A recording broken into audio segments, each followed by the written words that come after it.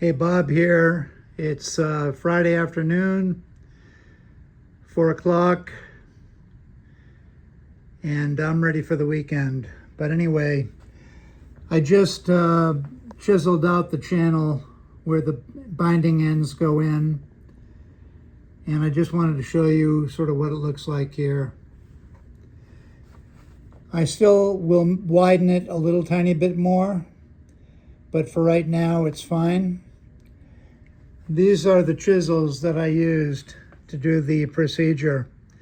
And I actually used every single one of these chisels and knives, including the super glue and accelerator. I used the super glue to put a little drop on the end of each part of the heel cap to keep it from chipping. And I hit it with accelerator. I've since sanded it so you can't see the super glue anymore.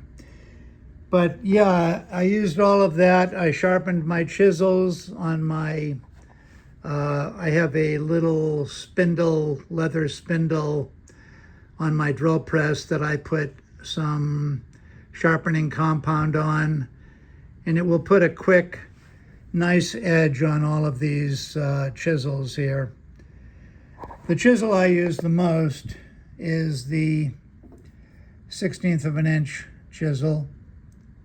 But actually I use them all, and the razor knives, the number 11 X-Acto blades. I also just put a piece of purfling, a piece of binding on here for you to see. I also use this rubber. I put sandpaper on the rubber, and it's a nice backing to sand the routed portion. I sand the wooden part here with the rubber backed, and then I sand the edge, if you will. I'll sand the bottom edge here like this with this plexiglass block. And then lastly, in order to sand in the gap, I use this very thin scraper blade, and I put a piece of sandpaper in there with it. And I'm doing this with one hand. You can see how easily I can bend this scraper. And it makes a great backing for sanding that right there.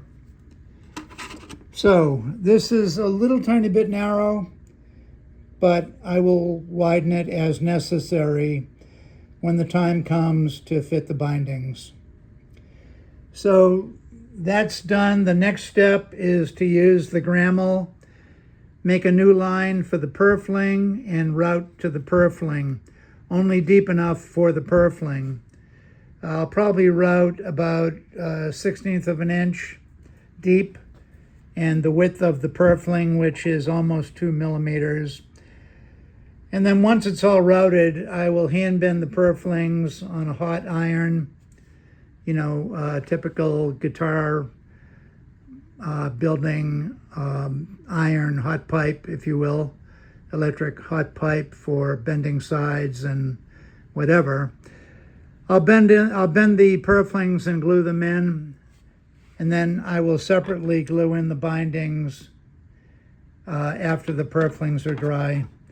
I like to do one step at a time. I don't do the purflings and the bindings together. So that's it. It's Friday afternoon. It's time to call it quits. Hope you all have a great weekend. And I'm very happy to have made some progress on this guitar. And there you have it. You can see the end graft down here. It will be just butt fitted, no 45s on this particular guitar, mainly due to my eyesight. Okay, Bob out, and God bless. I hope you all have a great weekend.